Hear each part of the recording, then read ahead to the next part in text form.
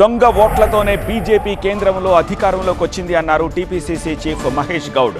బండి సంజయ్ కూడా అలాగే గెలిచారని అనుమానం ఉందంటున్నారు. దేవుడి పేరు చెప్పి బిచ్చగాళ్లలా ఓట్లు అడుగుతున్నారని విమర్శించారు. మహేష్ గౌడ్ ఆరోపణలకు కౌంటర్ ఇచ్చారు బీజేపీ ఎంపీ డీకే అరుణ.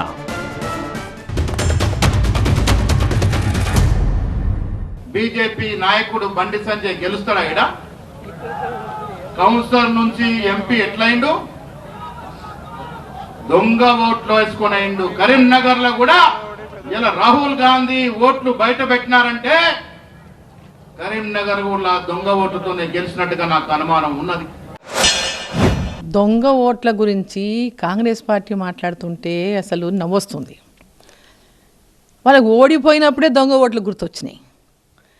దేశవ్యాప్తంగా ఓడిపోతున్నటువంటి కాంగ్రెస్ పార్టీకి ఈరోజు దొంగ ఓట్లు అనేటటువంటి మాట గుర్తొచ్చింది. వాళ్ళు గెలిచినన్ని రోజులు బ్రహ్మాండంగా ఓట్లు ఉన్నాయి. ఈరోజు వాళ్ళు ఓడిపోతేనే దొంగ ఓట్లు గుర్తొచ్చినాయి అనమాట. దొంగ ఓట్లతోనే గెలిచి గెలిచి గెలిచి అలవాటైన వాళ్లకు ఈరోజు దొంగ ఓట్ల గురించి మాట్లాడుతున్నారు వీళ్ళు. ఎంతో కొంత అక్కడక్కడ పచ్చగడ్డి మోసినట్టు ఉన్నది ఎవరు? కులం పేరిట, మతం పేరిట, కొండగట్ట హనుమంతుడి పేరిట ఓట్లు అడిగే బిచ్చగాళ్ళు బీజేపీ వాళ్ళు. ఓట్లు అడిగే బిచ్చగాళ్ళ కాదా దేవుడి పేరు మీద? కొండగట్టు హనుమంతుడికి నేను భక్తుంది, మీరు కాదా? మనం ఎప్పుడైనా కొండగట్టు పేరు మీద ఓట్లు అడిగినామా? శ్రీరామచంద్రుడి పేరు ఓట్లు అడిగినావా?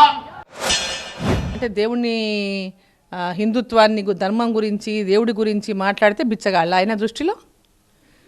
ధర్మము దేవుడు అంటే బిచ్చగాళ్ళ?